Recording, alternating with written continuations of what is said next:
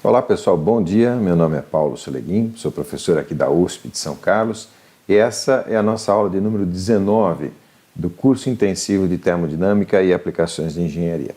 E finalmente hoje a gente vai entrar num tema há bastante tempo esperado, que é a parte química, a termodinâmica das reações químicas. Na aula de hoje a gente vai falar da energia livre de Gibbs e da exergia química.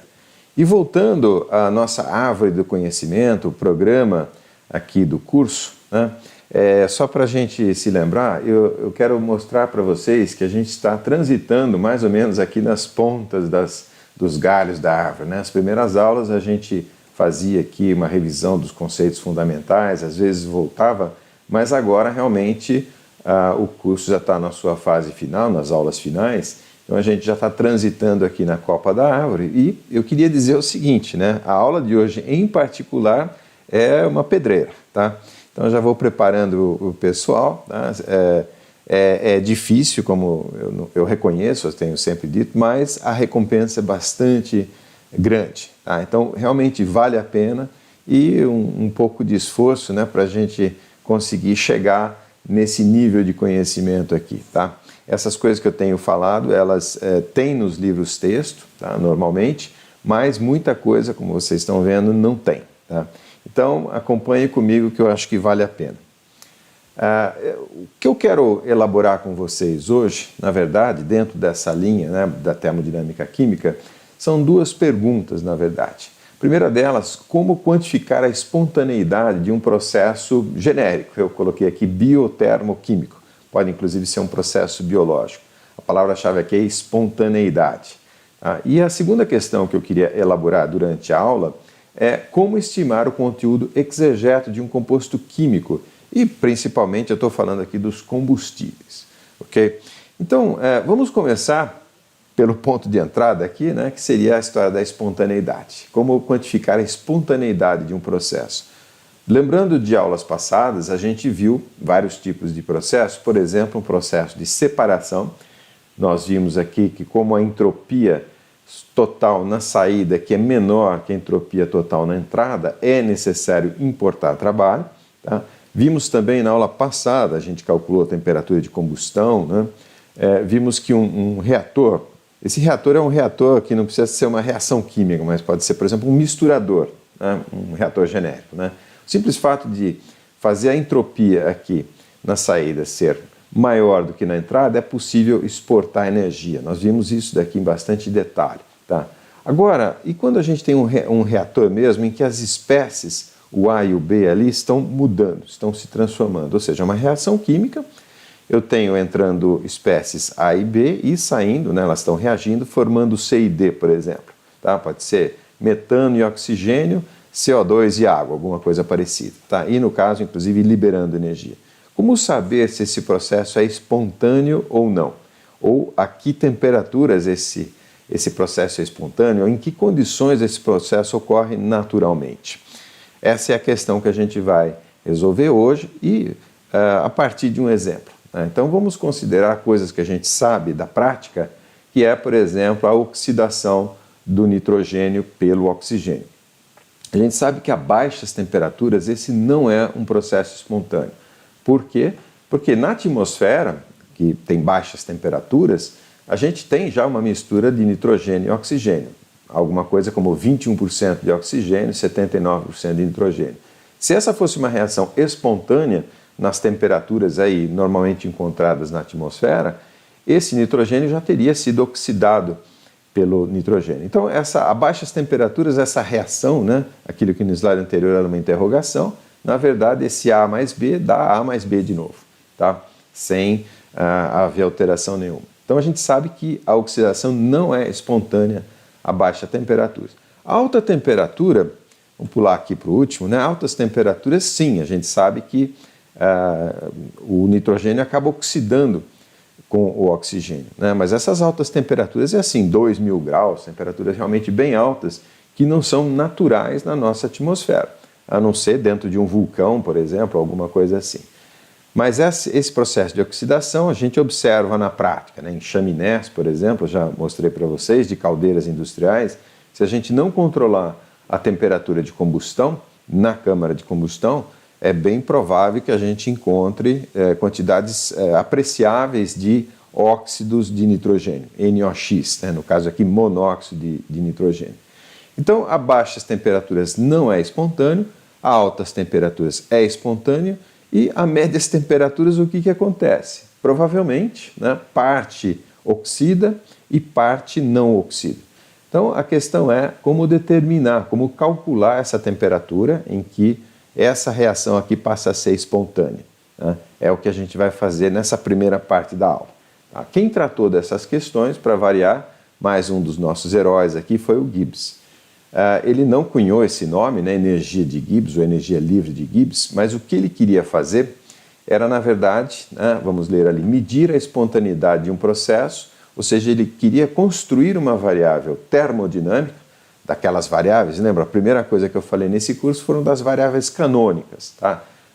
Pressão, volume e temperatura. Depois vieram variáveis entalpia, entropia, né, que a gente tem um uso prático bastante amplo, e agora a gente já está nas variáveis mais especializadas. No caso, o Gibbs queria construir um potencial, uma variável que representasse um potencial termodinâmico, e ela teria essa seguinte propriedade: ela se anularia quando o processo alcança um equilíbrio, né, a pressão ou temperaturas constantes. Voltando um slide, né, é mais ou menos como esse potencial de Gibbs aqui, ele seria zero nessa situação, em que tanto faz ter a oxidação ou não ter a oxidação. Tá? Então essa é a ideia dele. Eu vou trilhar com vocês o que eu acho que seria o raciocínio do Gibbs, né? Isso em oposição, em alternativa ao que a maioria dos livros fazem, inclusive, que é colocar a definição de forma axiomática, né? A energia livre de Gibbs é tal coisa, tá? E aí a gente demonstra as propriedades. Não, eu quero refazer o raciocínio do Gibbs e chegar na definição como ela é, de fato. Né? Como eu disse para vocês, esse não foi o termo cunhado por ele, e assim como exergia, o que eu estou chamando aqui nesse curso de energia livre de Gibbs, tem vários nomes também nos diferentes livros. Tá? Então, função de Gibbs, potencial de Gibbs, entalpia livre e vários outros. Tá? Então, cuidado, assim como exergia tem vários nomes, né?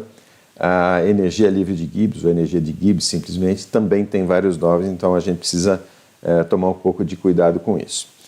Vamos em frente aqui, né, e voltar ali na nossa reação de oxidação do nitrogênio. Então, vamos considerar inicialmente que isso esteja acontecendo na temperatura Tφ. Essa Tφ aqui para nós é aquela temperatura de referência, onde a gente tem as entalpias de formação. Tá? Ou uma Tφ genérica, a gente já vai ver. Então, nesse caso, tudo está na fase gasosa, tá? E aplicando ali o balanço de energia, eu tenho que a variação da entalpia, né, a variação total da entalpia, é dado pelos produtos menos os reagentes. Tá? Digamos, é um reator entrando e saindo, isso daqui está entrando, isso daqui está saindo do reator. Entra como reagente, sai como produto reagido. Né? Então, aqui estão os reagentes e aqui, no caso, só um, né, produto. Ok? Bom, usando dados aí de literatura, né, que a gente viu bastante na aula passada, então no caso aqui, as entalpias dos reagentes, né, são só as entalpias naturais de formação, e o Tφ, como eu estou, nesse caso, calculando na temperatura de medição das entalpias de formação, então é tudo zero aqui, né, não tem nem entalpia de formação, por ser um dos produtos naturalmente encontrados ali na atmosfera, e não haver calor sensível também, porque está tudo na Tφ. Isso aqui que eu estou falando se refere muito à aula passada. Okay? Ali dos produtos, eu tenho só a entalpia de formação do NO. Tá?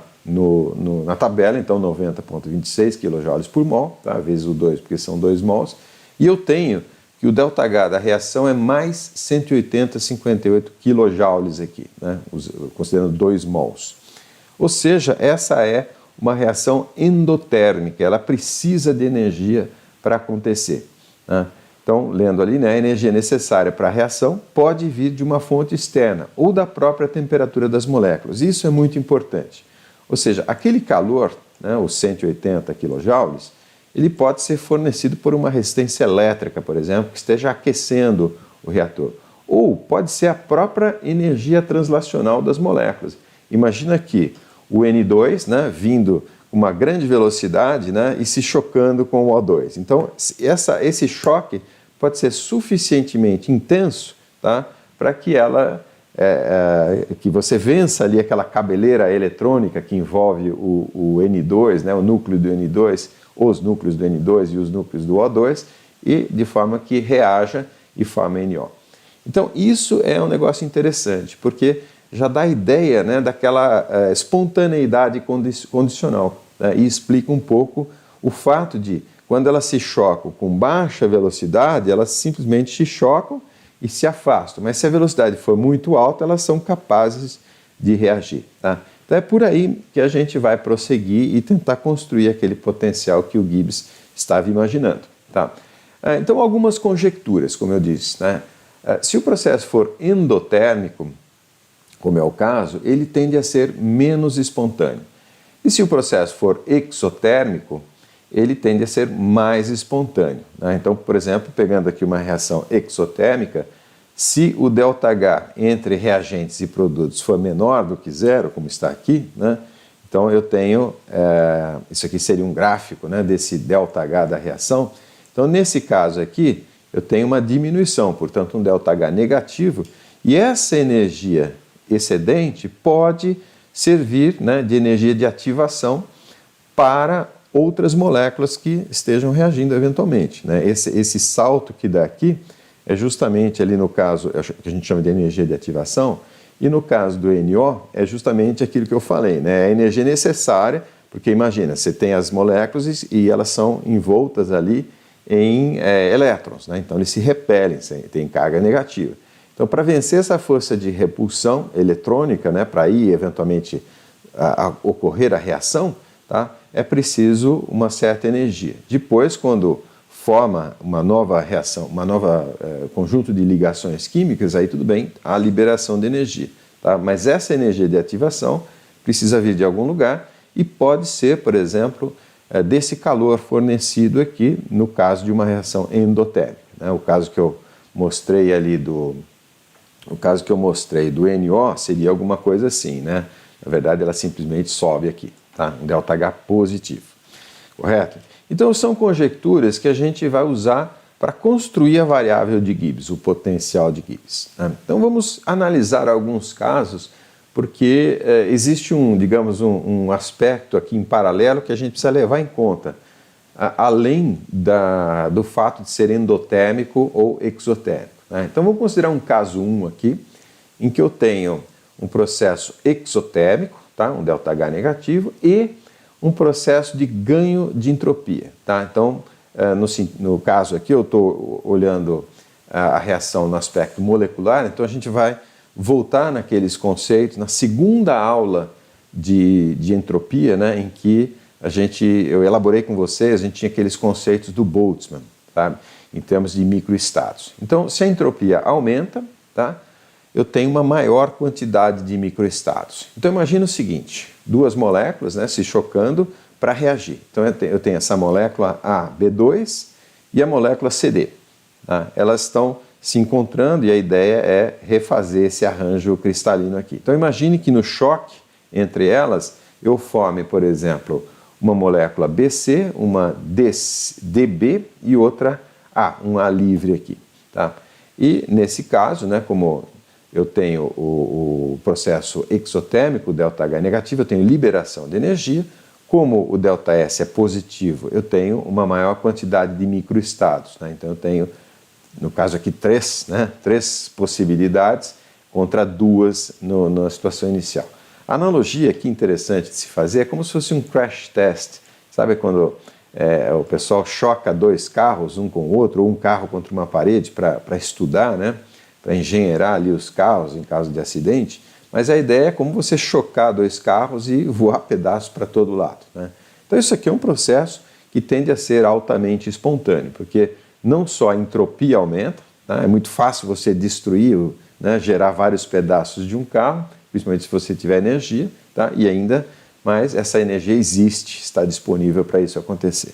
Então no caso, né, muito provavelmente esse processo ele é espontâneo na direção indicada, né? vou voltando aqui 2 slides, né? Esse AB2 mais CD, dando BC, DB mais A, tá? Então, ele é espontâneo na direção indicada e a qualquer temperatura. Por quê? Porque eu não preciso de energia dessa temperatura. Essa temperatura, lembra, é energia translacional, energia cinética translacional. Então, qualquer que seja, eu vou ter energia, tá, para alimentar essa reação. Algumas observações, vamos ler ali embaixo. Menor probabilidade das 3 moléculas se chocarem ao mesmo tempo para formar 2 moléculas no sentido inverso da reação. Isso aqui é interessante, né?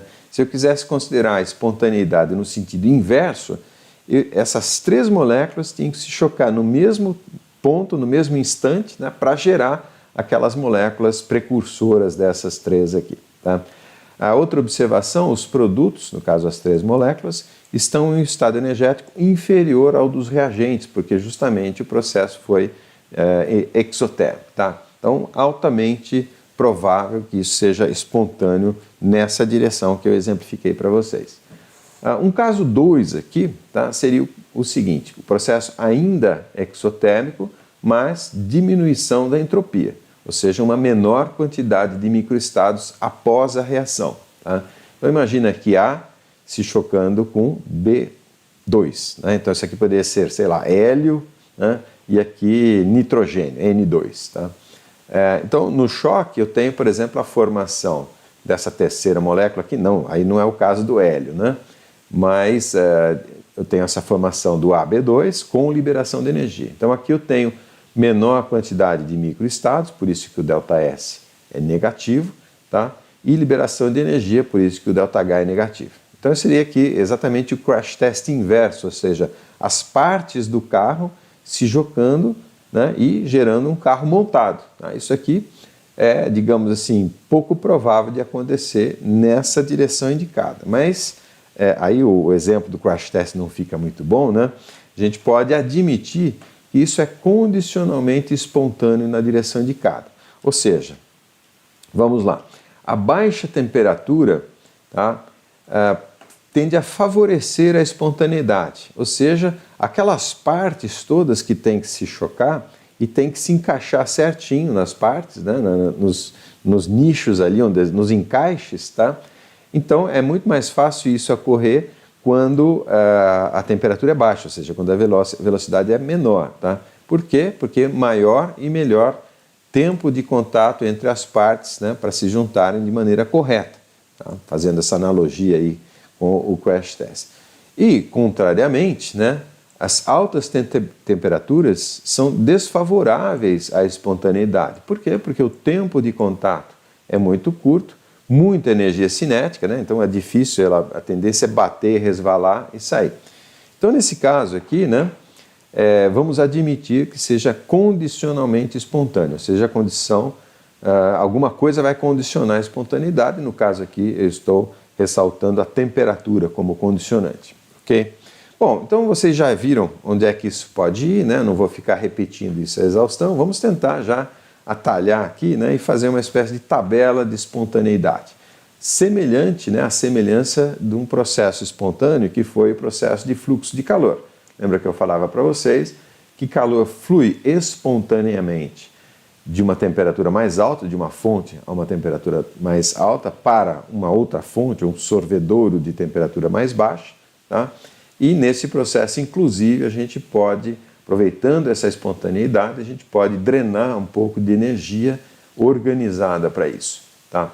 Então, esse é o sentido espontâneo. Agora eu quero representar a mesma coisa, mas para as reações químicas. As reações químicas espontâneas, eu posso, por exemplo, a combustão, né? Eu posso drenar uma certa quantidade de energia para, eventualmente, diminuir, né, entropias de outros sistemas. Eu posso aplicar essa energia num outro sistema. Então, essa tabela aqui, ela combina, né, aqueles casos que eu comecei a detalhar com vocês, né? Então, o processo pode ser exotérmico ou endotérmico, ou ele pode ser correspondente a um aumento da entropia, um aumento da desordem, um aumento do número de microestados, ou o contrário, né, diminuição da entropia, ou menor desordem, ou diminuição da quantidade de microestados, tá? Então tem essas combinações, a gente viu esse primeiro caso aqui, né? exotérmico e aumenta a entropia, perfeito, aqui tudo é favorável, né, espontâneo, tá? A gente viu, vou pular ali para o último aqui embaixo, né? Se o processo é endotérmico, ele precisa de energia e ainda por cima diminui a entropia, muito provavelmente ele é não espontâneo, não há condição para isso ocorrer, tá? E aí eu tenho os dois em roxo aqui, tá? Que são as espontaneidades condicionais. Então, se for endotérmico, isso aqui desfavorece a espontaneidade, porque precisa de energia, porém eu tenho um atenuante aqui, que seria tudo bem, precisa de energia, mas pode desorganizar, tá? Então eu posso admitir que essa situação seja espontânea a altas temperaturas. Por quê? Porque a altas temperaturas eu vou ter aquela energia que eu não tenho da reação, tá? Porque ela é de qualquer forma endotérmica, tá? Isso aqui é justamente o caso da oxidação do nitrogênio, tá? Ali o último, né, seria espontâneo a baixas temperaturas, porque eu tenho sim energia, tá? Porque a reação é exotérmica, mas eu preciso aumentar a ordem, né? Preciso diminuir a entropia. Então, muito provavelmente, isso daqui é espontâneo a baixas temperaturas.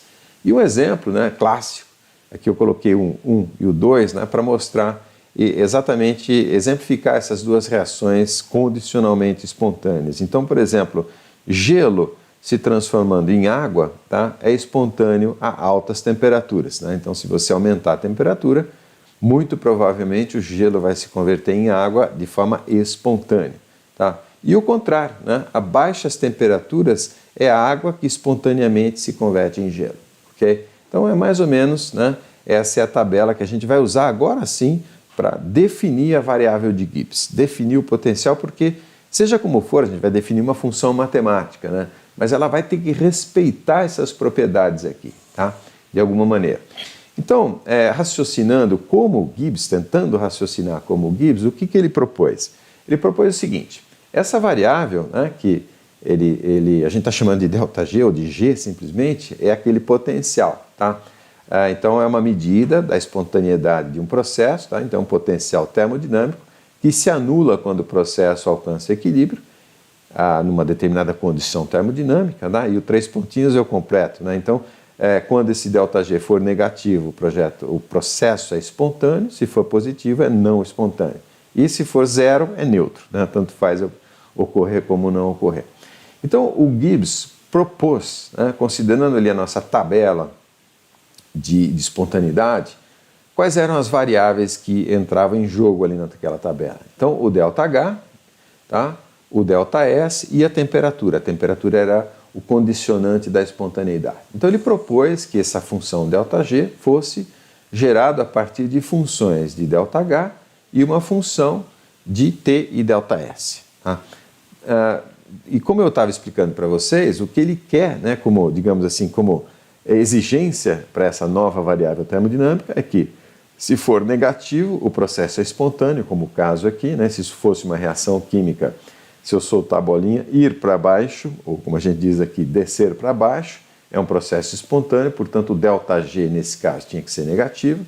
Aqui, né, nessa situação, subir para cima, como a gente diz aqui, tá? Seria correspondente a um ΔG positivo, e no caso aqui da bolinha estar no plano, tanto faz, né? Então o ΔG seria zero, tá? Então isso daqui é a exigência que essa proposta aqui vai ter que satisfazer para estar de acordo, né, com essa ideia do Gibbs, tá?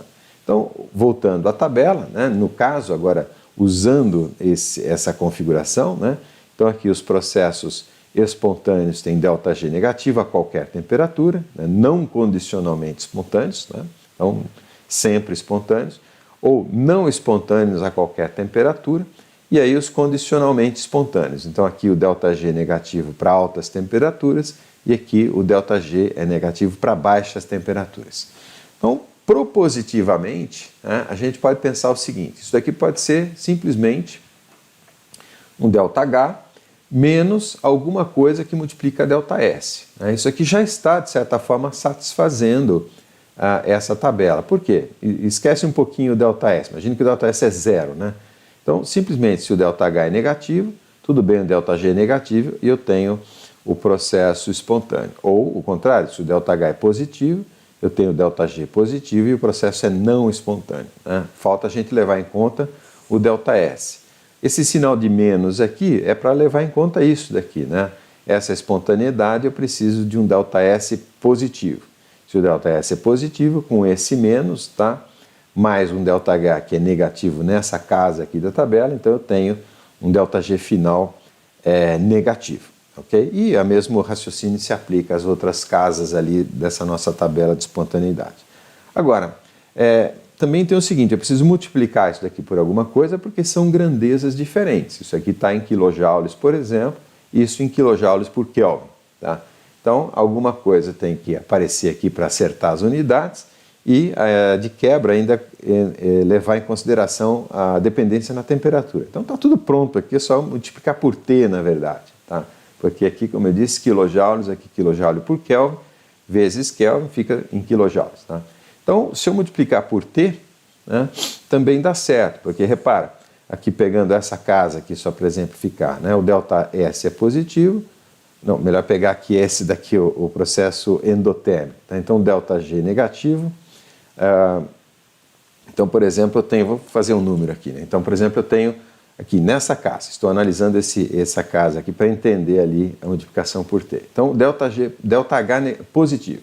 Então, mais 3, por exemplo, certo?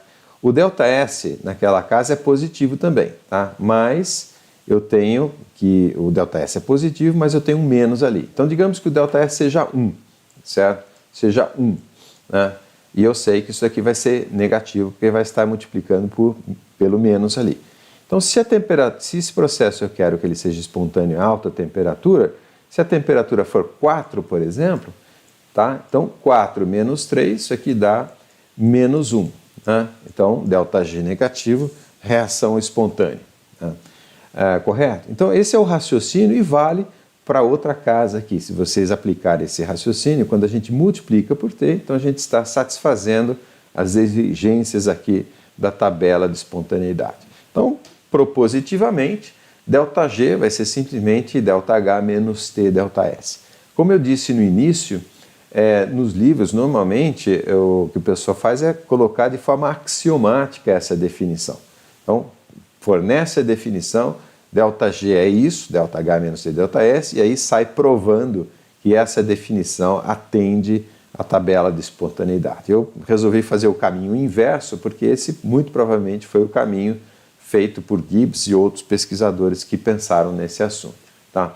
Então, a variável de Gibbs, né, se a gente adotar um referencial em que G é igual a zero, né, assim como entalpia, como entropia, adotando um referencial, a gente pode definir uma nova variável termodinâmica, que é a energia livre de Gibbs, ou potencial de Gibbs, né, tem vários nomes, como sendo simplesmente H menos T vezes S.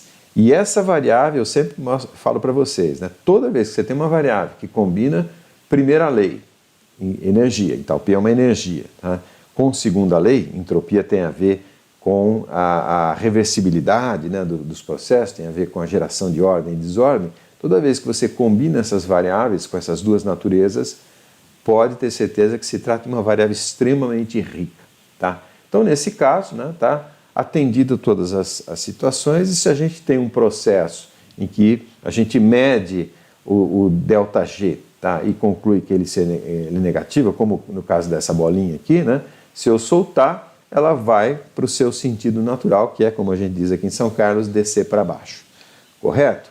Vamos em frente, a gente tem bastante a percorrer nessa aula de hoje. Vamos ver uma aplicação prática. Né? Essa aqui é a parte um pouco pedreira, vai começar agora, né, da aula de hoje. Então vamos voltar aqui ao problema de químico, né? E vamos estudar aqui a decomposição do monóxido de carbono em CO2, em dióxido de carbono. Então, no caso aqui, por exemplo, digamos que eu tenho lá no meu reator uma reação incompleta, né? Antes aqui tem uma reação incompleta e formou CO. Tá? E, havendo mais disponibilidade de oxigênio, eu posso continuar a oxidação. Então, vamos imaginar, né, que eu tenho CO mais meio de O2 entrando num reator, pode ser ali a minha tubeira do foguete, né? Gerando CO2. Vamos imaginar, inicialmente, que tudo está ocorrendo a Tφ. Aqui o exemplo até não é muito bom porque dá a ideia de que eu tenho um processo de despressurização, tá? Mas é só um reator químico, né? Então, se esse processo é exotérmico, tá? O conteúdo energético dos produtos é inferior ao dos reagentes. Eu quero analisar com vocês essa reação para ver em que sentido ela é natural, ou a partir de que temperatura ela é natural, ou a partir de que temperatura é o contrário que é natural. Natural agora no sentido espontâneo. Tá? Vamos lá. Essa reação eu peguei de propósito porque ela é uma reação, na verdade, em que o ΔS diminui. Tá? Eu tenho, né, o CO com o O2 reagindo, liberando energia, eu sei que isso libera energia, né, e formando uma molécula que tem o menor número de microestados, portanto a entropia diminui nesse caso aqui. Tá? E essa energia, obviamente, é proveniente da energia cinética translacional, né, no caso a temperatura das moléculas. Okay? Então vamos lá, vamos aplicar, né, esses conceitos que a gente tem. Toda essa reação, no caso, está ocorrendo a TFI, que seria a nossa temperatura de referência para cálculo das entalpias de formação, tá? 25 graus. Obviamente depois a gente vai mudar isso, né? Mas só para refazer as equações. Então o ΔG pela definição, tá? E vamos calcular então esse ΔG, os Gs aqui na verdade, tá? Tudo ao potencial, tudo na condição φ. Então, a primeira lei, ΔH, é igual à soma das entalpias dos produtos menos as entalpias dos reagentes, certo? E o ΔS, mesma coisa, tá? Vamos elaborar essa conta aqui. E tudo, lembra, está tudo no estado φ por enquanto, que é o meu estado de referência das entalpias de formação. Tá? Então, pegando dados aqui, isso aqui vem da aula 18, na aula 18 eu forneci tabelas para vocês. Eu vou bem rápido hoje nas contas, porque eu quero realmente cumprir um caminho longo, tá? Vamos ver até onde eu consigo chegar na aula de hoje. Então, pegando aqui as entalpias de formação, o F ali é a entalpia de formação, né? No caso do CO, menos 110,53 kJ por mol, no caso do O2 é zero, como eu já expliquei para vocês, o CO2 menos 393,51, tá? E os ΔS, né, geração de entropia, no caso no estado φ, estão dados aqui, tá? E peguei também CPs médios ali para os vários componentes químicos. Como eu disse, tudo isso daqui vem das tabelas e dos conceitos que eu forneci na aula 18, né, que é a aula anterior a essa. Vamos lá às contas, né? Então, substituindo as entalpias, no caso aqui da equação de primeira lei, do inventário de primeira lei, então eu tenho ali os valores numéricos e eu tenho um ΔH de menos 282,98. Então, isso mostra que realmente a reação é exotérmica. Tá? Fazendo a mesma conta para o lado das entropias, né, e os números que eu tenho de fato um ΔS negativo. Então é exotérmico e diminui a entropia. Tá? Então tem uma maior ordem no final do processo. Tá? Então, usando aqui a definição para a gente calcular o ΔG dessa reação, e um detalhe, né, quando você trabalha com softwares do tipo RefProp, ele já calcula para você os Gs. E o problema é o mesmo da aula passada, quer dizer, se você tem espécies químicas diferentes, então o problema é você referenciar todas essas espécies na mesma referência da função de Gibbs. Tá? No caso aqui eu não vou fazer isso, né? Eu vou fazer, vamos dizer assim, na raça, como eu disse na aula passada, porque justamente é mais didático. Tá? Então vamos pegar aqui as variáveis que a gente tinha, né? E calcular o ΔG. Então, o ΔH a gente calculou no slide anterior, a mesma coisa para o ΔS, né? E aí, multiplicando aqui, calculando o ΔG na temperatura em que ocorreu aquela reação, é o 25 graus, né? 298 Kelvin, então eu tenho um ΔG negativo de 257, e isso mostra que a reação realmente é espontânea naquela temperatura. Tá? Então, se você misturar CO com O2, pode não acontecer instantaneamente, mas depois de um tempo tudo vira CO2, ok? Isso nessa condição termodinâmica aqui. Vamos ver agora, né, essa reação ocorrendo em temperaturas diferentes, né, na verdade maiores do que T. Para isso a gente vai usar a lei de Hess, também elaborada na aula passada. Tá? Então nós vamos fazer isso a 100 graus, a 200 graus, a 1000 graus. Né? Eu poderia fazer o cálculo da primeira lei, o inventário, na relação direta aqui, ou, como diz a lei de Hess, eu posso pegar os reagentes, resfriá-los, então eu vou remover uma quantidade delta aqui de energia do CO, do O2, tá? Colocá-los todos na temperatura de referência, ou 25 graus, permitir a reação, mantendo a temperatura constante a 25 graus, e armazeno uma quantidade de energia aqui, tá? Que eu vou usar eventualmente no reaquecimento, tá? Dos produtos ali. Tá? Então, no inventário, eu vou precisar do quê? Eu precisar remover delta, gerar esse ΔH de reação, depois fornecer o delta de CO2. Um parênteses, eu estou usando delta e não H, porque esses deltas aqui depois vão ser deltas ou de Hs, né, de entalpias, ou de entropias, porque depois a gente vai fazer o mesmo cálculo aqui para as entropias, né, por isso que eu não especifiquei o ΔH. Mas então, sendo, né, ΔH, né, a reação de primeira lei pelo caminho alternativo, segundo a lei de Hess, o ΔH da reação, são os dois deltas de resfriamento, mais o calor gerado na reação ATFi, né, isso aqui é diferente disso porque as temperaturas são diferentes, tá? Mais o delta de aquecimento, o ΔH de aquecimento, ok? Então, esses deltas eu posso calcular como eu fazia, né, de maneira simplificada, considerando que os Hs eu posso escrever como sendo um CP dt ou CP ΔT. Lembra que esse CP eu posso considerar um CP médio ou um CP dependente da temperatura, né, dependendo do grau de precisão com que eu quero fazer essa conta aqui, já que o CP, a rigor, depende fortemente da temperatura e tem uma dependência fraca, né, com a pressão, mas que eu posso ou não levar em conta dependendo. Okay? Então, fazendo as contas, e como eu disse, eu vou mais rápido hoje, né, pegando os CPs médios, eu já havia fornecido esses CPs alguns slides atrás, estão aqui, calculando os deltas aqui no caso de entalpia, né, para cada um deles, para uma temperatura genérica T, certo? Então, aqui no caso do CO, o CP é 2914, então 2914 vezes T menos 298, tá? Aqui até poderia trabalhar em Celsius, porque eu estou subtraindo, né? Então, a constante aditiva aí que transforma Celsius em Kelvin se cancelaria na diferença aqui, tá? Mesma coisa para o O2, mesma coisa para o CO2, tá?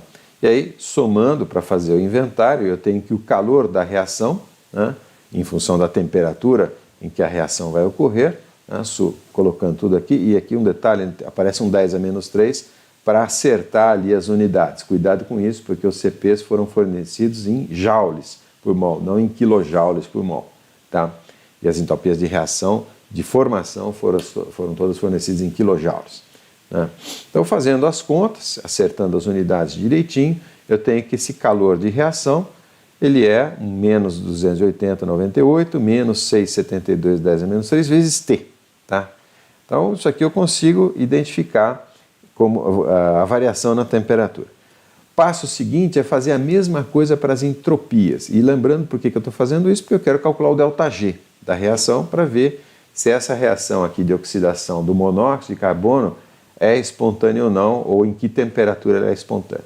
Então, mesmo raciocínio para calcular os ΔS, tá? O mesmo raciocínio, em vez de calcular no sentido direto, eu vou tomar esse desvio aqui, segundo a lei de Hess, tá? E no caso, então, esses resfriamentos e aquecimentos vão representar, tá, remoção de entropia, digamos, eu vou remover uma quantidade de entropia, removendo uma quantidade de calor, tá? Vou permitir a reação, essa reação vai gerar uma certa quantidade de entropia, né? E depois, no reaquecimento, eu vou refornecer entropia para o sistema. Tá? Então, o cálculo das entropias, dos deltas ali de aquecimento e resfriamento, eu vou fazer pela definição, mesma coisa, o Q, né, o ΔQ aqui, como tudo é feito a pressão constante, tá? Eu vou calcular como sendo CP dt, o ΔQ que vai aqui na definição de entropia, né? Então, ΔQ CP sobre T, dt, né? E sendo a pressão constante, isso é um processo a pressão constante que eu calculo usando, por exemplo, aqui, né? Se eu supor que o CP é constante, eu tiro da integral, fica integral de 1 sobre T, que é um ln. Tá, okay? Isso aqui eu já fiz N vezes para vocês atrás, por isso que eu estou indo bastante rápido hoje. Né? Então eu vou usar essa fórmula aqui para calcular as entropias aqui dos aquecimentos, dos resfriamentos e do aquecimento. Tá? E essa daqui é um dado tabelado que eu meço no calorímetro, correto? Então, no caso aqui, o que eu tenho, né, para as diferentes espécies ali, o CO, o O2, o CO2, tá? E aí calculando, né, fazendo aqui todos os cálculos em função, inclusive, da temperatura genérica, tá ok? Então, isso aqui, como eu disse, estou passando em quinta marcha, porque justamente eu quero ir longe hoje, né? Então, colocando aqui, calculando todos os deltas de resfriamentos e aquecimento, né, no caso aqui do CO2, eu tenho essas expressões, repara que agora eu tenho LNs, né, e somando todo mundo para calcular o ΔS da reação, eu tenho essa expressão final aqui, né, ΔS na temperatura final T, que é genérica agora, né, eu tenho aquela expressão ali. Então, combinando tudo, né, o ΔH e o ΔS, para gerar a variação do Gibbs, né, a variação da energia livre de Gibbs. Cuidado com as unidades aqui, tá? Eu sei que vocês vão refazer esses cálculos todos, por isso que eu estou mostrando eles mais como roteiro, né, do que mostrando as contas, né, mas cuidado com as unidades. Então, voltando aqui, né, e calculando o ΔG da reação genérica, né, a gente havia feito para a reação ocorrendo uma temperatura Tφ, calculando aqui para a temperatura genérica, substituindo o ΔH que a gente calculou, tá? Vezes T, vezes o ΔG que a gente calculou, tá vendo? Esse 10 a menos 3 é justamente para acertar essas unidades. Então eu tenho aqui um ΔG, tá? É uma função de T, ln de T ali, ok? O que a gente pode fazer justamente é um gráfico, né? Então aqui a temperatura variando, de 0 até 4.000 Kelvin, e aí o ΔG, a gente percebe o seguinte, né? Até 2.679 graus, o ΔG é negativo, tá? Que é o ΔG em função do T, repetindo, né? Então, até 2.679, o ΔG é negativo, mostrando que essa reação é espontânea até 2.679 graus. A partir dessa temperatura, ela se torna não espontânea. Fisicamente, você pode entender o seguinte: a altas temperaturas, as moléculas de CO2 também estão chocando-se, né? E, no caso, altas temperaturas, elas têm tanta velocidade que elas, digamos, elas se desmontam, tá, espontaneamente, e aí, eventualmente, formando CO. Ou seja, a altas temperaturas a gente pode entender da seguinte maneira, né? Vou mudar de slide. Então, a altas temperaturas, eu tenho a reação de decomposição do CO2 como sendo a reação espontânea. Isso por choque, né? Um CO2 se chocando com outro CO2, formando CO e formando meio de O2 aqui, meio mol de O2. Tá? Então, a altas temperaturas, essa é a reação espontânea, e a baixas temperaturas, essa aqui é a reação espontânea, correto? Então, é mais fácil raciocinar assim, e fisicamente é fácil, né? Que eu tenho tanta velocidade no choque entre um CO2 e outro CO2 que realmente acaba desmontando, né? Então, é assim mais ou menos que funciona. E, obviamente, né, naquela temperatura, o DG é 0, tá? Então, na verdade, está acontecendo as duas coisas. Algumas moléculas de CO2 se decompõem, mas algumas também se recompõem aqui, tá? De tal maneira que isso fica num equilíbrio dinâmico. Ok? Vamos em frente, né? Acho que eu acelerei bastante aqui. Vamos agora falar da exergia química. Agora a gente já tem uma medida, uma métrica para medir a espontaneidade dos processos, e isso nos permite agora sim falar da exergia química. Então, algumas conjecturas relativas à definição de exergia. Lembre-se, uma das coisas mais importantes que eu mencionei para vocês quando eu falei da parte de exergia é isso daqui, que a capacidade, merece até eu grifar aqui, né? A capacidade de geração de trabalho mecânico, ou seja, energia organizada, ou seja, exergia, é uma propriedade combinada, até coloquei em maiúsculo ali, do estado termodinâmico da substância e do ambiente. Tá?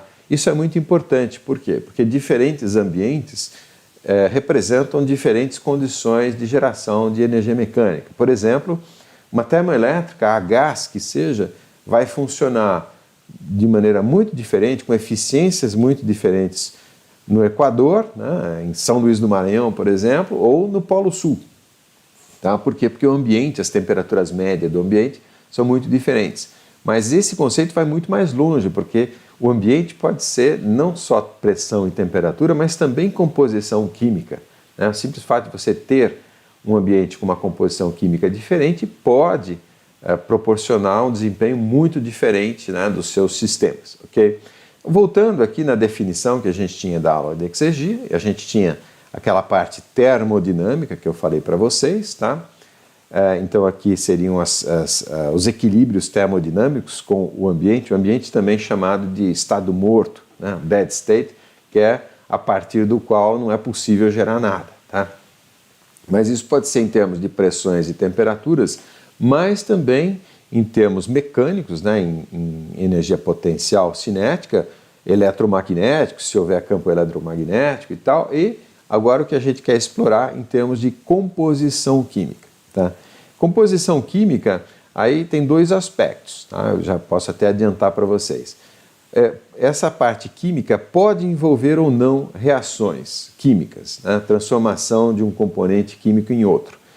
Então essa parte química pode ser diferenças de concentrações, isso sim é possível ser usado para gerar energia. Lembra do elevador osmótico, né? Que elevava o Homer Simpson, que virou uma usina osmótica, tá? E existe projetos nessa linha, mas também pode ser o caso de envolver reações químicas, o caso da combustão de um combustível, por exemplo, tá? Então a gente vai ver essa parte aqui. Tomando ainda, né, o Gibbs como os raciocínios de Gibbs, né? Então vamos lá. Exergia química é uma exergia. Então o fato de ser químico seria então a máxima quantidade de trabalho mecânico, energia organizada, que se pode obter de um sistema, agora sim a parte diferente, né? Quando ele se transforma quimicamente e entra em equilíbrio químico com o ambiente, tá? Então se transformar quimicamente pode significar acertar concentrações, né, que eram inicialmente diferentes, ou em termos das espécies que compõem o ambiente. Por exemplo, é o caso aqui da atmosfera terrestre. Se o meu ambiente é atmosfera, eu tenho esses gases que são componentes da atmosfera terrestre nessas concentrações aqui. A nitrogênio, oxigênio, argônio, dióxido de carbono, etc. Tá? Então eu vou primeiro analisar em termos de concentrações, tá, com vocês. Tá? E um detalhe importante, isso daqui normalmente é a atmosfera aqui ao nível do mar, né? Na medida em que a gente vai subindo, isso modifica-se bastante. Inclusive, em algumas regiões aqui, a gente tem, inclusive, ionização devido, por exemplo, ao vento solar, que é o caso da aurora. Isso aqui eu já mostrei bastante para vocês, né? Mas então, vamos analisar do ponto de vista da diferenças de concentração. Deixa eu só voltar um slide, né? Vou começar ali com o nitrogênio, vocês estão vendo ali na nuvenzinha, e o nitrogênio, só para a gente lembrar, na atmosfera, alguma coisa como 78, 79. Depende um pouco do que a gente quer fazer como conta, né? Então, eu posso usar como ar teórico, tenho feito isso nas aulas anteriores, 79 de nitrogênio e 21 de oxigênio, o restante aqui eu simplesmente desprezo, tá? No caso aqui, hoje não, a gente vai considerar a exata composição aqui, né? Então imagine o seguinte, se eu tenho ar a 1 bar, né, e esse ar, o ar atmosférico ao nível do mar aqui embaixo, né? E então eu tenho uma atmosfera, 1 bar, e eu tenho 78,084% de nitrogênio, isso aqui em volume, significa que a pressão parcial do nitrogênio, né, é 0,7804 vezes 1 bar, certo? A pressão parcial. Isso a gente viu lei de Dalton, né, na aula passada. Então, o que eu tenho, né? Vamos tentar estimar a exergia química do nitrogênio nas mesmas condições termodinâmicas. Eu só quero a parte química, não quero... por exemplo, se ele tiver 1000 graus aqui, ele também tem termodinâmica, ele também tem energia termodinâmica, né? Mas então ele está naquela minha condição padrão, 1 bar 25 graus, que é a condição termodinâmica da minha atmosfera, apenas eu tenho 100% de N2. Tá? 100% de N2 significa que o N2, a pressão do N2 aqui é 1 bar, tá? E na atmosfera eu sei que ele está a 0,78 bar, ok? Então a forma, né, de obter trabalho seria o quê?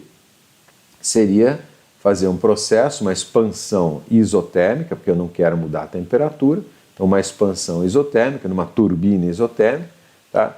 E esse trabalho, que seria um trabalho reversível, ele, por definição, é a exergia química do nitrogênio. Tá? Então, eu estou usando a letra E para designar exergia aqui e o CH de chemical, né? Desculpa, algumas coisas vêm do inglês ali, dos meus slides em inglês. Tá? Então, exergia agora é dado pela letra E, certo? No caso do N2. Então, eu vou expandi-lo para uma atmosfera, né, àquela pressão. Né? Então, ou seja, a pressão inicial do nitrogênio é 1 bar, a temperatura tudo bem, não vai mudar, todo o processo vai ser isotérmico, e a pressão final, né, a pressão do N2 aqui, é a sua composição, né, o X agora, né, vai ser usado para as concentrações aqui. Tá? 0,78, né, aqui está em ppm em volume, que esse ppmv é partes por milhão em volume. Tá? Que, em termos de porcentagem, 78,084. Então, a pressão do N2 é essa pressão parcial, né? O P0 é o 1 bar. Okay? Então, esse trabalho reversível, né, de uma expansão isotérmica, também a gente já havia calculado, tá? Menos RT0 ln da razão das pressões, a pressão final e a pressão inicial. Né? Esse trabalho reversível, nessa expansão do N2, que vai se expandir do 1 bar aqui até essa pressão parcial. Ok? Então, é assim que a gente calcula a exergia desse gás. Né? Então, fazendo isso para os vários gases, eu tenho aqui, primeiro, para o nitrogênio e o oxigênio, é fácil você calcular. Né? Só um detalhe, eu vou voltar um slide. Essa razão de pressões aqui é dado pela própria concentração. É por isso, só um parênteses, é por isso que eu usei E para a exergia, porque eu preciso do X aqui para as concentrações. Né? Certo? Então, as concentrações molares aqui no caso. Então, essas razões de pressão, que a gente vinha do cálculo do trabalho isotérmico, né, supondo o gás perfeito, então vai ficar fácil calcular, porque aqui vai ser ln da concentração. Então, né, simplesmente aqui para o nitrogênio, R de T0 ln da sua concentração, tá, fazendo as contas, eu tenho que a exergia, o conteúdo exegético do nitrogênio, N2 puro, a 1 bar 25 graus, 613,2 joules por mol. Mesma coisa, né, para o oxigênio. Repara que o que vai aqui é a concentração. Aqui está arredondado, né, 0,78084, arredondei aqui para 0,781. Né? No caso aqui, a concentração do oxigênio está 0,2095, 0,2095. Né? Chego aqui que a exergia é 3.874,9. Né? Então, uma observação importante ali embaixo, em relação ao N2, gasta-se mais energia para extrair o O2 da atmosfera, porque a sua concentração é menor. Ou seja, a gente pode pensar no inverso também. Né? Vou até voltar um slide, vale a pena.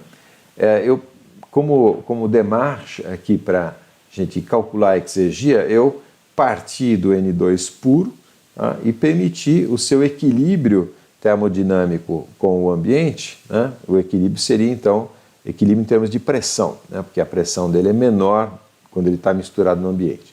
Passei por uma turbina. Ou o contrário, eu poderia imaginar gerar o nitrogênio puro nessa pressão e nessa temperatura a partir de um compressor. Né? Então eu posso pensar também no sentido inverso. E esse sentido inverso é exatamente o processo de separação que a gente já analisou, mas no caso do evaporador de caldo. Né? A gente ainda vai voltar nesses processos de separação de gases. Né? Acho que é a última aula, se eu não me engano, da programação, eu falo dos separadores criogênicos. Tá? Então eu posso pensar no sentido inverso também. Né? É isso que ele está dizendo aqui. Ou seja, se eu quiser produzir nitrogênio, né, e fornecer como gás inerte, por exemplo, para a soldagem, né, é mais fácil produzir, porque é meio óbvio, né, é muito mais abundante na atmosfera, eu vou gastar menos trabalho para extrair, para purificar o nitrogênio da atmosfera, já que ele já está, né, com quase 79%. O O2 não, se eu quiser extrair o oxigênio, é bem mais difícil, porque tem menos, tem 21%, e é isso que está sendo dito aqui. Isso também se reflete no conteúdo exegético, né, ele é maior, porque na atmosfera ele está em menor quantidade. Né? Ou, em outras palavras, porque a pressão parcial, no caso do oxigênio, é menor. Né? Isso daqui, digamos assim, do mesmo jeito que eu falei em algumas aulas para vocês da tirania da equação de Tsiolkovsky, tem aqui a tirania da equação Ln, né? Na medida em que vai caindo a concentração dos gases, a função Ln tem um comportamento mostrado aqui, né? Então essas exergias vão subindo absurdamente. No caso aqui do argônio, né, a concentração é bem baixa, então o conteúdo exergético sobe bastante, 11.584 joules por mol, ou 11 kJ, né? No caso do CO2, 19 kJ por mol. Tá? E esse aqui é importante porque tem a ver com o efeito estufa e tal, coisa que eu vou mostrar para vocês, não sei se nessa aula ainda, se eu vou conseguir, mas com certeza em aulas adiante. Tá? Então vamos agora imaginar para uma atmosfera genérica, na verdade, porque tudo isso eu mencionei para vocês, em termos da atmosfera terrestre, eu posso estar com uma atmosfera genérica, Júpiter, por exemplo, em que eu tenho aqui, na verdade, né, os mesmos gases, tá? Esses gases aqui representam espécies químicas diferentes, mas são as mesmas, né? Não está havendo ainda reação química, o que eu chamo de mistura de gases ambientais.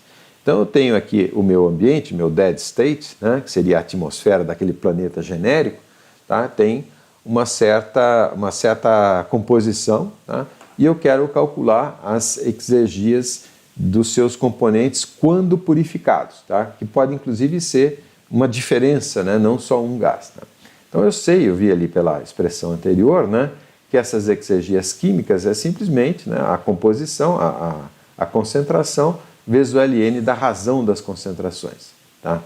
Então isso daqui, né, eu posso extrapolar, né, se eu quiser pegar essa diferença composicional para essa diferença composicional, eu simplesmente faço a soma, né, essa soma ponderada de todos os trabalhos reversíveis na expansão isotérmica de cada um dos componentes da mistura, se expandindo da pressão xkP0 até xki, né, P0, certo? Na situação do dead state aqui, correto? Então eu estou, né, extrapolando essa situação aqui, e aí a exergia resultante vai ser simplesmente, aqui eu estou usando uma propriedade, né, da função Ln, tá? RT0, somatória das concentrações, aqui essa razão aqui eu estou escrevendo como diferença. Isso vai ficar claro daqui a pouquinho o porquê. Né? Então Ln da composição padrão, o E aqui seria o padrão, vezes aquela composição genérica naquela situação genérica lá, ok? Então, elaborando um pouquinho, né, eu transcrevi a equação que eu tinha ali, e eu posso definir como sendo esse conteúdo padrão aqui químico da espécie K, como sendo RT0 menos RT0 Ln do XK, e isso aqui sim eu tenho tabelado, é por isso que eu estou levando nessa nomenclatura aqui. Tá? Então a exergia química de uma atmosfera genérica, né, ele é simplesmente as concentrações dos gases ali naquela composição referencial do meu dead state, mais RT0 XK Ln de XK, certo? Então vamos interpretar as componentes aqui. Isso aqui é a exergia química padrão, baseada em um modelo do ambiente, certo? E essa daqui são as concentrações molares, e elas definem uma espécie de distância química do sistema para o ambiente. Lembra, o sistema tem uma atmosfera genérica, tá? Que tem composições diferentes da composição do ambiente. São as mesmas espécies químicas, os mesmos gases componentes, mas que estão presentes em diferentes composições. Ok? Então, no caso, né, obviamente, se a minha atmosfera genérica tem exatamente as mesmas concentrações da minha atmosfera correspondente ao dead state, para qualquer K aqui, K representa as diferentes espécies, significa que a exergia é zero. Né? Ou seja, a exergia pode também ser definida como sendo o mínimo trabalho mecânico necessário para reproduzir as características e constituição do sistema em termos de temperatura, pressão e composição química, no caso aqui em termos de concentrações, tá? A partir das condições e composição do ambiente. É aquele sentido inverso que eu havia mostrado para vocês. Deixa eu controlar meu tempo aqui. Tá? Então, eu tenho tempo. Agora sim, eu acho que vai ficar um pouco mais claro essa história do que é o ambiente, né, a atmosfera genérica, nesses slides que eu passei aqui em quinta marcha, reconheço. Tá? Então, o que eu quero dizer? Imagina o seguinte, eu tenho o meu ambiente, né, que seria a atmosfera hoje, principalmente com a concentração de CO2 aqui. Eu estou falando em termos de recuperar a nossa atmosfera, para a composição da atmosfera que a gente tinha antes da Revolução Industrial, certo? Isso aqui liga-se, né, com a parte de mudanças climáticas, né? Isso faz parte, é uma das palestras avulsas aqui do curso, eu ainda não mencionei isso, mas eu vou colocar para vocês, tá? Então, vamos supor que eu quisesse fazer o seguinte cálculo, pegar a minha atmosfera, né, repare, isso aqui é um slide já antigo, né, 2016, e eu queira remover o CO2 que eu bombeei aqui para a atmosfera, de tal maneira que eu volte à atmosfera que eu tinha em 1800. Né? Ou seja, eu quero construir uma máquina que de alguma maneira vai remover esse CO2 que a gente bombeou a mais para a atmosfera, queimando petróleo, carvão e gás. Tá?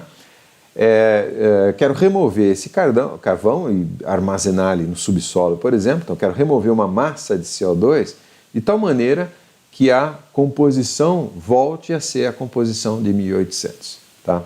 Então, a questão que eu coloco é o seguinte, né? Como determinar essa menor quantidade de trabalho mecânico, no caso de exergia, que é esse trabalho mínimo aqui, para remover o CO2 da atmosfera, da nossa atmosfera atual, de forma que a sua concentração caia para os níveis anteriores à Revolução Industrial. Basicamente, de forma muito grosseira, né, a gente está aqui mais ou menos a 400 ppm de CO2 e aqui a gente tinha 300 ppm de CO2. Tá? Então, do ponto de vista ali dos gestores do nosso planeta, aqui os líderes e tal, esse trabalho mínimo ele é factível, ele é o quê? Ele é uma quantidade equivalente a toda a energia do nosso Sol, por exemplo, tá? Ou é muito pouco. Né? Então é importante a gente calcular esse valor para ver quanto dá. Isso eu consigo fazer com essas equações que eu acabei de desenvolver com vocês em quinta marcha, reconheço, mas vocês têm a oportunidade, né, de parar o vídeo, voltar e estudar aquelas equações todas. Então vamos lá, vamos ver em termos numéricos o que eu estou querendo fazer. Essa daqui é a minha composição hoje, tá? Isso aqui vem daquela tabelinha de alguns slides atrás, 78,08% de nitrogênio, e repare, eu falei 400 ppm, né? 360 ppm aqui, tá? De CO2. Eu quero remover CO2 e recompor a essa atmosfera aqui, e no caso, 300 ppm de CO2. Tá? As outras concentrações, elas obviamente aumentam um pouquinho, na medida em que eu removo um pouco desse gás aqui, as outras concentrações todas aumentam. Tá? E essa relação, né, a concentração nova a partir da concentração antiga, né, eu calculo ou seja, eu recalculo as novas concentrações a partir dessa fórmula aqui.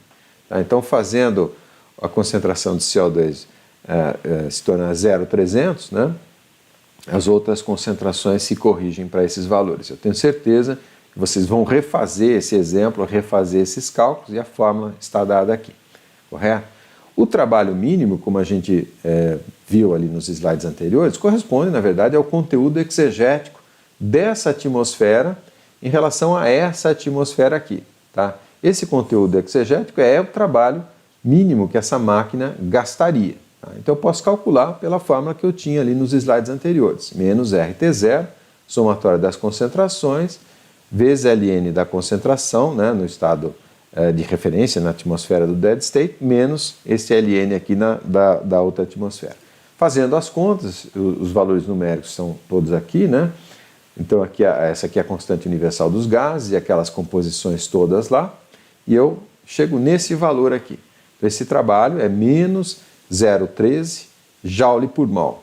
Menos porque eu tenho que absorver, vou voltar um slide, essa máquina de fato ela vai absorver trabalho. Né? Por quê? Porque para eu recompor a atmosfera, né, para a atmosfera anterior, eu preciso gastar trabalho, já que eu tenho que remover CO2. É um processo de separação, na verdade, uma filtragem, digamos. Tá? Então eu tenho que remover isso. Isso é muito ou pouco? Vamos ver. Isso aqui é por mol. Então eu preciso calcular quantos mols desses gases todos, né, tenho na atmosfera. Então aqui está a conta feita, certo? Aqui a massa da atmosfera, a massa total é alguma coisa como 5 vezes 10 a 18 kg, Isso daqui é a massa molar da nossa atmosfera. Tá? Então, corrigindo, acertando as unidades, eu vou ter que esse trabalho mínimo é alguma coisa como 2 vezes 10 a 18 joules. Né? 10 a 18 é hexajoules e a produção de energia da Terra, a produção de energia total, incluindo petróleo, carvão e gás, é alguma coisa como 500 hexajoules, um pouco mais, na verdade, né? Esse 500 era em 2016, né? Quando eu preparei esse slide a primeira vez. Né? Mas então, considerando, só em termos de consumo de eletricidade, 75 hexajoules, 500, como eu disse, é o consumo total, né?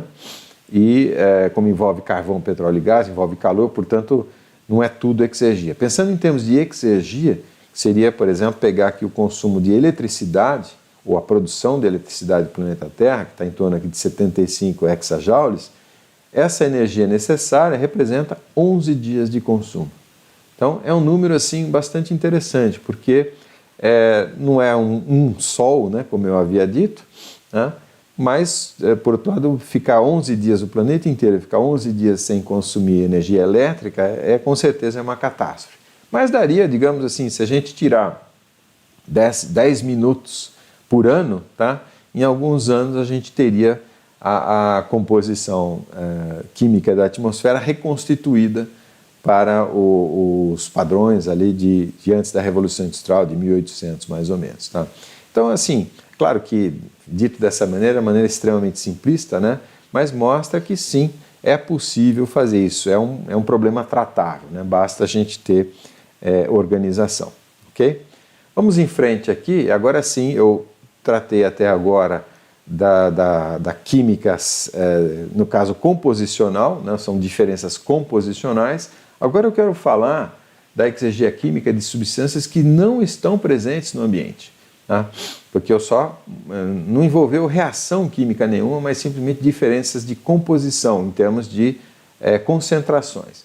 Então eu quero, na verdade, entrar no problema dos combustíveis. Né? A exegia química de uma substância qualquer, nesse caso, né, pode então ser determinada considerando-se sua transformação química nos compostos presentes no ambiente. Então vamos voltar aqui ao nosso combustível genérico, CaHbOC, né? Estou obviamente focando e direcionando todo o meu equacionamento aqui para os combustíveis. Né? Então digamos que eu tenho uma certa quantidade de mols aqui desse combustível na pressão P0, que é a pressão da atmosfera, tá? E tudo vai acontecer aqui nas condições termodinâmicas do ambiente, porque justamente eu não quero as parcelas termodinâmicas da exergia. Tá? Então, o que eu vou fazer? De alguma maneira, eu vou permitir que essa substância que não está presente no ambiente, no caso aqui eu estou tomando o ambiente como sendo a atmosfera, só para exemplificar, né? Então eu vou permitir a sua transformação química. Como é que eu faço isso? Eu vou oxidar. Então eu vou, por exemplo, pegar um pouco do oxigênio, né? E vou reagir com esse combustível para formar esses gases aqui, tá? E vai formar tranquilo, né? Carbono, hidrogênio e oxigênio, de alguma maneira isso vai se transformar nesses gases aqui. Tá? Então, como é que é essa reação? Para fazer essa reação química, considerando estequiometricamente falando, né, eu vou precisar de A mais B sobre 4 mais C sobre 2 mols de O2. Isso aqui em função desse combustível genérico CaHbOC. Então eu vou remover isso aqui da atmosfera, tá? Isso eu não gasto trabalho nenhum, porque eu tenho teoricamente uma quantidade infinita de O2, né, para fazer isso. Então reajo quimicamente, isso envolve uma certa quantidade de calor. Aqui eu estou adotando a convenção de Newcomen, né? Isso aqui pode ser exotérmico ou endotérmico, dependendo do combustível. Né? No caso, em geral, vai ser exotérmico. Né?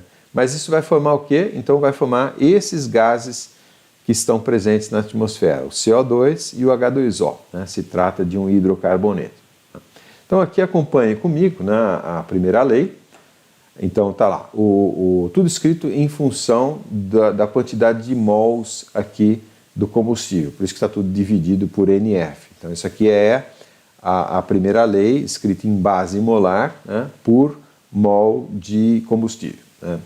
Então eu tenho que o calor menos o trabalho, então de novo, estou respeitando aqui a convenção de Newcomen, né, calor que entra é positivo, trabalho que sai é negativo, por isso que eu subtraio do inventário de energia, né? Isso aqui é a primeira lei, e aí eu tenho as entalpias dos produtos menos as entalpias dos reagentes, né? Então isso aqui dos produtos ali é a entalpia do CO2 mais B sobre 2 a entalpia do H2O, né? E nos reagentes, né, menos a entalpia do combustível, tá? Que como eu dividi por NF aqui aparece multiplicado por 1, tá? Mais A mais B sobre 4 menos C sobre 2, entalpia do O2, seria a entalpia desse reagente aqui, ok? Então isso aqui é a primeira lei, depois o inventário de entropia, né? Então começando aqui da direita para a esquerda, 0 porque eu estou em regime permanente, tá? Esse aqui é o termo de geração de entropia, reação química gera entropia, lembra, né? E aí sim os termos correspondentes às entradas e saídas. Então ali eu tenho H2O saindo, a entropia associada a essa substância, tá? A entropia associada ao CO2 e as entropias do O2 e do combustível, mais, né, a entropia associada ao fluxo de calor, tá? Positivo porque está supostamente entrando. Lembra, trabalho não transporta entropia, por isso que ele não aparece no inventário, ok?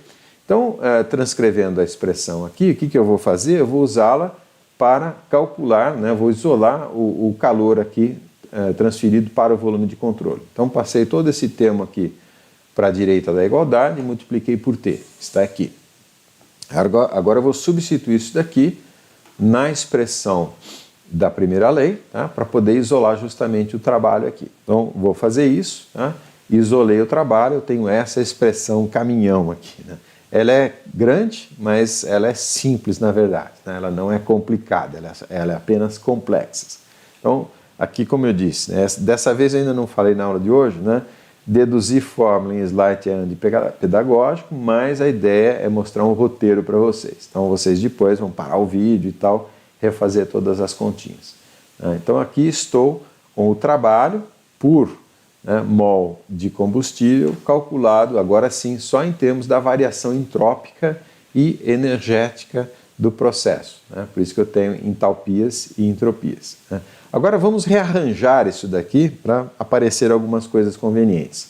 Eu vou, na verdade, definir, né, que esse trabalho aqui é a exergia do combustível zerando o termo de geração de entropia. Por quê? Porque exergia o que é? Exergia é o máximo trabalho gerado. O máximo trabalho gerado, segundo a segunda lei, é quando eu não tenho irreversibilidade nenhuma. Irreversibilidade são atritos, ondas de choque supersônicos, etc, etc. E no caso aqui, exceto a reação química, porque justamente é o que está acontecendo. Então, se eu zerasse a entropia gerada, né, o termo de geração, não tenho irreversibilidade nenhuma, esse então seria a exergia química do combustível. Agora sim, reagindo quimicamente, tá? Então, por definição, eu chego nesse termo, né? Isso aqui seria a exergia química do combustível, específica aqui, no caso por mol, tá? Dado por essa expressão caminhão, que a gente já vai identificar termos semelhantes aqui, certo? Então, uma observação importante ali, as entalpias e entropias são calculadas a temperatura T0, no caso, né? Nas pressões parciais dos respectivos componentes do ambiente. Isso aqui a gente viu bastante também na aula passada, né? Lembrando que a dependência das entalpias nas pressões é bastante fraca, na prática a gente pode até simplificar isso. Então vamos lá. Eu tenho, de novo, a minha reação aqui, e para fazer esse cálculo eu preciso levar em conta, né, pressões parciais, as fases gasosas, né? Quem gera a pressão são as fases gasosas. Então eu tenho meu combustível, que pode ser sólido, líquido ou gás, tá? E tenho aqui os produtos, no caso o O2 é um gás, né? E os produtos todos na fase gasosa, ok? CO2 e H2O normalmente estão na fase gasosa. A exergia química, no caso, então, para um gás ideal, tá vendo? Eu estou considerando a dependência só nas temperaturas, estão marcadas aqui, no caso seria a primeira parte ali do inventário, tá? E no caso aqui a parte entálpica e a parte entrópica aqui, menos T0, as entropias. No caso de um gás ideal, eu tenho que em geral, né, a entropia depende da pressão parcial no caso, por isso que está multiplicado pela concentração molar, e da temperatura. Tá? Eu posso expandir isso dessa maneira e, considerando um gás ideal, tá? Eu tenho então que o ds é simplesmente Cp dt sobre T. Isso aqui a gente já usou nos slides anteriores, tá? Por isso eu não vou elaborar muito com vocês. Tá? E esse é o roteiro de dedução dessas equações. Mas eu estou fazendo isso para chegar no seguinte. Né? Então, aplicando aquelas simplificações, eu tenho esse termo aqui que aparece no final do termo entrópico, mais RT0, Ln, olha que interessante aqui, só das concentrações da atmosfera minha, tá? Elevado a expoentes que tem a ver com o combustível. Então, isso aqui é uma fórmula que permite calcular a ExeG de qualquer combustível que possa ser modelado por essa fórmula química aqui. Lembrando que o A, B e o C você pode determinar no laboratório. Pode ser 17,8, 4,1, né, 5,7. Isso aqui a gente determina em laboratório e com isso, então, eu consigo calcular a exegia química de qualquer combustível. Tá? E o que é isso daqui? Lembra? Entalpia, tudo que está no parênteses aqui é uma entalpia. São só entalpias aqui. Menos T0, uma temperatura, vezes entropias. Tá? Então, isso aqui é a própria definição de Gibbs, né, esses dois termos aqui. Então, eu posso reescrever isso da seguinte maneira. Né? Então, essa exegia química, esse termo mais esse termo, eu posso dizer que é simplesmente a energia livre de Gibbs, tá? Das substâncias ou dos gases que aquela substância vai gerar quando reagir. Né? No caso, para essa análise, vai gerar sempre CO2 e H2O, né? Porque eu peguei esse tipo de combustível. Né? Então, dos gases que o meu combustível vai gerar, né? mais a energia livre de Gibbs inicial, mais o termo que tem a ver com o ambiente. Então é interessante, porque se eu trocar de ambiente, né? Se eu quiser fazer essa conta, quero analisar o desempenho do avião, por exemplo, a 10 mil metros de altitude, eu só corrijo essas concentrações aqui. Ok? Isso é bastante prática, essa fórmula ali. Bom, transcrevendo, né, então, a definição da exegia química em função da energia livre de Gibbs, tá aqui, e algumas observações que valem também, né, são as mesmas que eu fiz ali para as aulas anteriores em que a gente calculou as entalpias de informação. Então, da mesma maneira, para compatibilizar os referenciais das energias de Gibbs dos diferentes compostos, a gente pode calcular da mesma maneira que a gente fez na aula anterior. Né? Então, uma energia de formação, energia de Gibbs de formação, mais um ΔG sensível, tá? A partir do referencial até a temperatura em que eu estou calculando.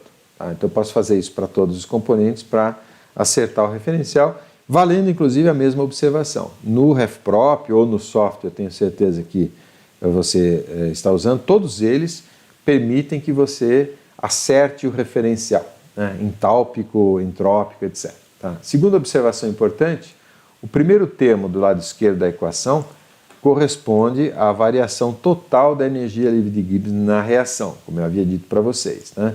Portanto, quanto mais espontânea, maior a exegia química.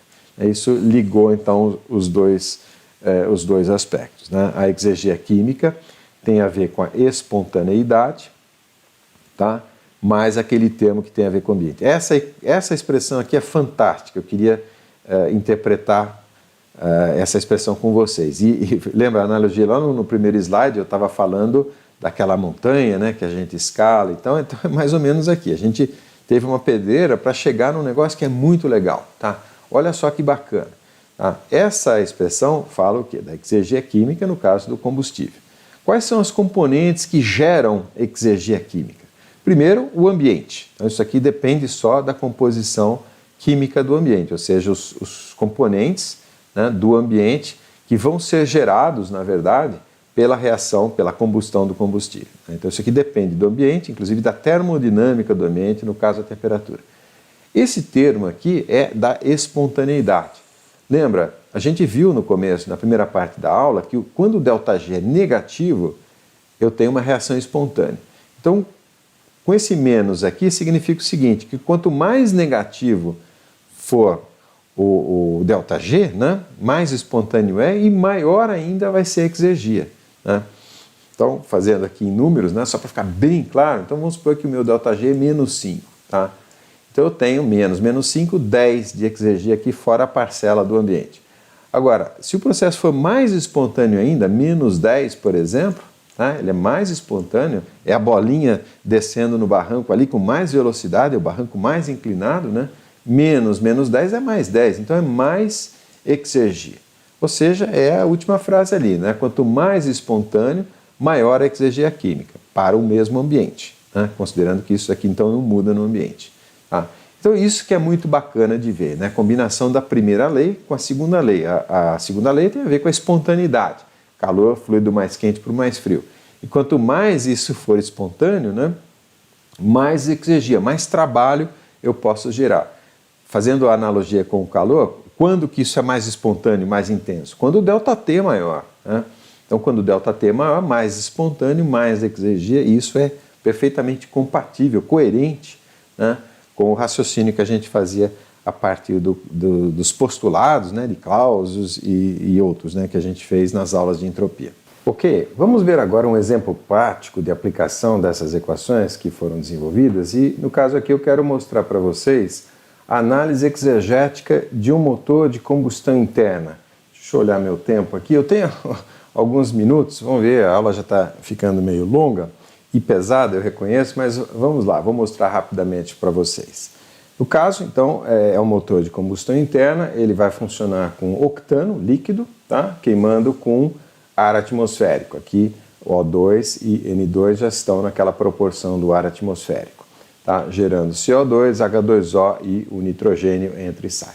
No caso, né, eu tenho já as condições de entrada e de saída definidas, tá? E aqui estão alguns dados que a gente vai usar nessa análise. Então ele está aspirando ar a 25 bar, está usando 1,25 kg por minuto de octano, também aspirados nessas condições. Eu tenho a combustão de gases aqui a 890 a 1 bar, 890 Kelvin 1 bar, e uma potência produzida no eixo aqui de 496 HP, que corresponde a 370 kW. Esses são os dados aqui só para exemplificar, né? E a nossa atmosfera padrão está definida aqui, vai ser o nosso modelo de ambiente, tá? Isso corresponde a parcelas de exergia, por exemplo, tá? Vamos em frente aqui, a ideia é eu mostrar rapidamente o equacionamento na forma de roteiro de cálculos, né, para vocês poderem seguir. Então, aplicando aqui a primeira lei, a gente tem por mol, né, estou fazendo tudo por mol de combustível, o calor perdido menos o trabalho produzido, trabalho líquido exportado, é a diferença das entalpias. Então, vamos lá, colocando, né, naquele padrão, cada componente a sua entalpia de formação, mais o ΔH sensível. Então aqui, para os produtos de combustão, CO2, o H2O e o nitrogênio aquecido, tá? E menos os reagentes, o combustível, o O2 e o nitrogênio atmosférico. Tá? Então, colocando aqui as contas todas, né, como eu disse, na forma de roteiro, não vou executá-las em detalhes com vocês, apenas ressaltando, né, alguns fatos interessantes. O H de formação do nitrogênio é zero, né, porque ele está presente da mesma maneira. Tá? Então, ele é zero aqui tanto nos produtos de combustão quanto nos reagentes, antes da combustão. Tá? Depois eu tenho as entalpias sensíveis, no caso aqui dos reagentes, são todas nulas, porque corresponde àquela condição na qual elas foram medidas, as próprias entalpias de formação, ou seja, aqui é um ΔH sensível de 25 a 25. Então, o ΔH do N2 é zero, o ΔH do O2 é zero, assim como sua entalpia de formação, eu esqueci de salientar esse fato para vocês, né? Porque ele está presente na atmosfera, e a mesma coisa aqui com relação ao ΔH sensível do octano líquido. Tá? Mais alguma coisa a ressaltar? Não nessa equação. Depois as entalpias de formação tabeladas, isso aqui sai de uma tabela, né, fornecida.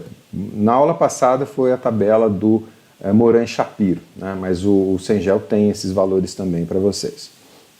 O cálculo das entalpias sensíveis, aqui a partir do cálculo das pressões parciais. Né. Essas entalpias eu vou calcular nessas pressões parciais, então colocando aqui os valores. tanto na condição de entrada de 25 graus, quanto na condição de saída, para a gente poder calcular o ΔH sensível, que seria esse ΔH. No caso aqui do CO2, eu estou falando desse ΔH sensível aqui, desse ΔH. Então, esse ΔH sensível é esse ΔH aqui, tá? Mesma coisa para os outros componentes, tá? O N2 e o H2O, não estou fazendo para o octano, tá? Porque, nem para o O2, porque é zero aqui no caso, ok? Então, feitas as contas aqui, isso aqui vocês vão refazer, tá? Nessas pressões parciais, então eu tenho aqueles valores e aí eu consigo substituir no meu inventário de energia, que está feito aqui, tá? Então, com isso eu calculo o calor rejeitado no volume de controle, tá? Que é menos 329,73 kW.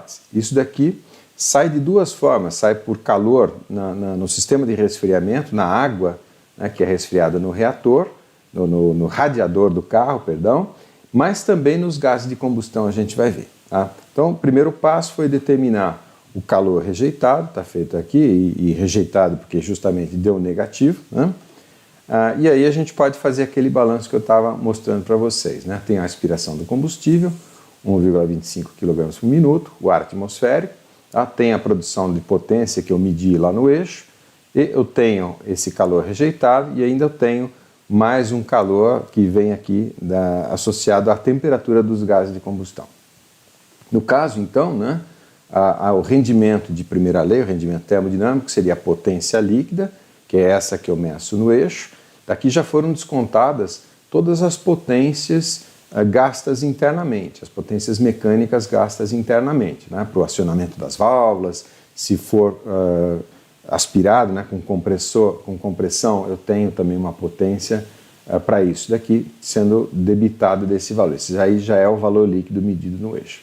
Então, a potência mecânica líquida seria esse valor medido no eixo dividido pelo calor fornecido. Né? O calor fornecido eu posso calcular a partir da primeira lei, que é justamente, né, o trabalho medido no eixo, mais aquele calor perdido no volume de controle, mais o que seria o calor fornecido na combustão do combustível. Tá? Tem que computar esse valor também. Tá?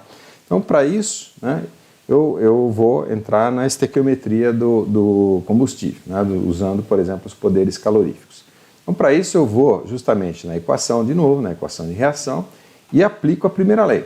Então, o calor dos gases de combustão é igual ao ΔH, o calor da combustão. Tá? Aqui já estão as contas feitas, tudo para passar de base mássica para base molar e vice-versa.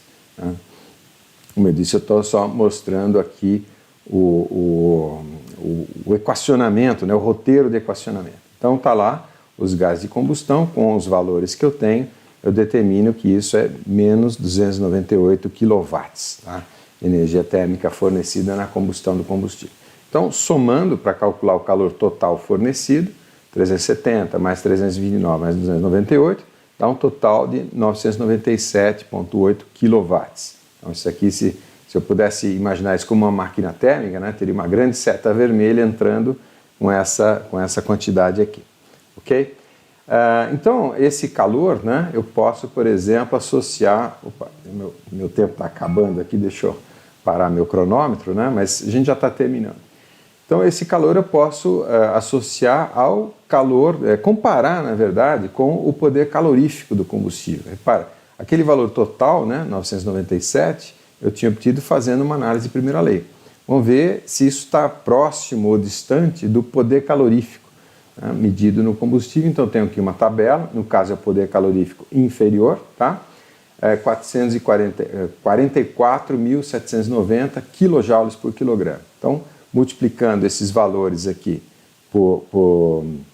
perdão, falei 444 mil, não, 48.260 aqui, né? Então, 48.260 vezes a vazão máxima de combustível, 1.005. Deixa eu só explicar o meu engano, né?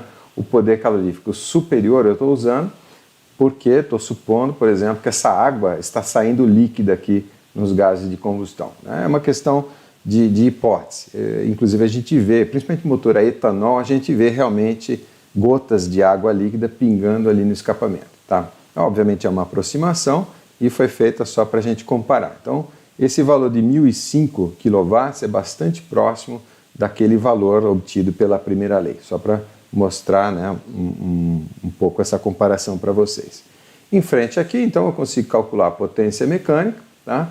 E fazendo as contas, né, a potência total pelo calor total fornecido, 37,1%. Agora, isso está longe ou próximo do rendimento máximo possível, conforme dado pela segunda lei, né? Esse é o objetivo de fazer justamente a análise exegética. Então, o rendimento de segunda lei pode ser calculado de diversas maneiras possíveis, né?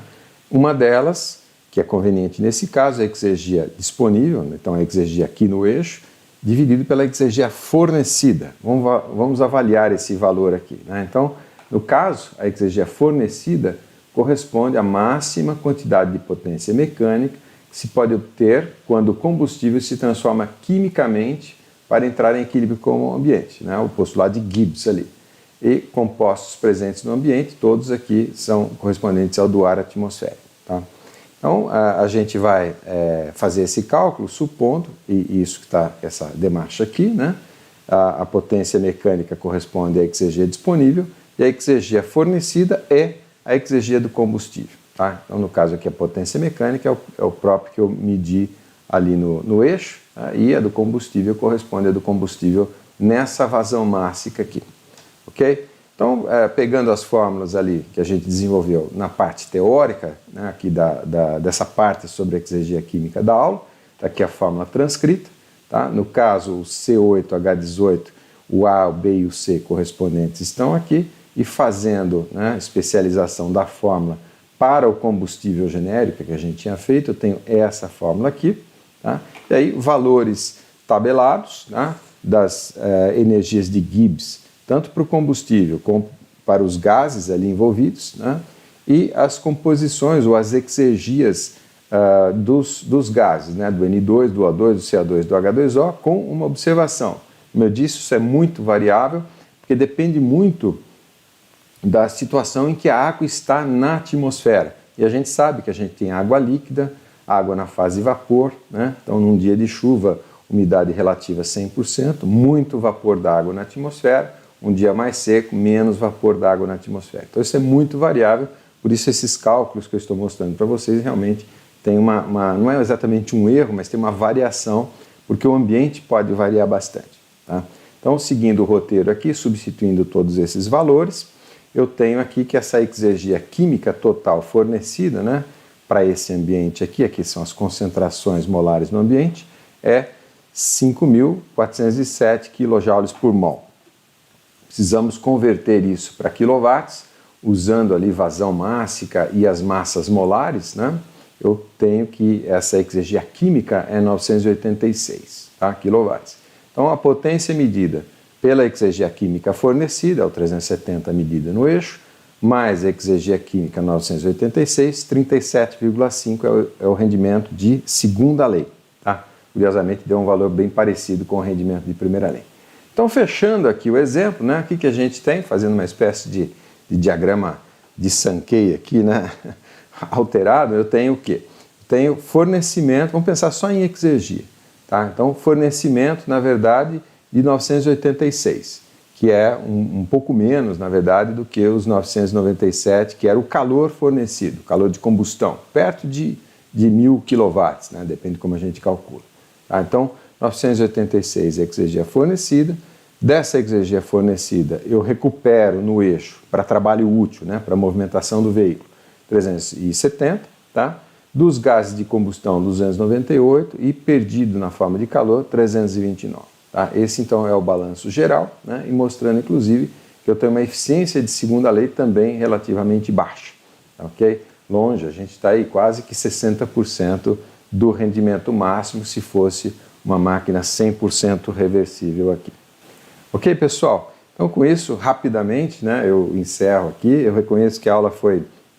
A gente teve um trecho ali, né, de escalada em rocha, né, bastante difícil, mas agora, com as aulas que virão em seguida, o trecho é bem mais fácil, a gente está próximo do cume ali, e agora a gente tem, na verdade, uma estrada bem simples aqui, ok? Eu espero que vocês tenham aproveitado, fico à disposição e até a próxima aula.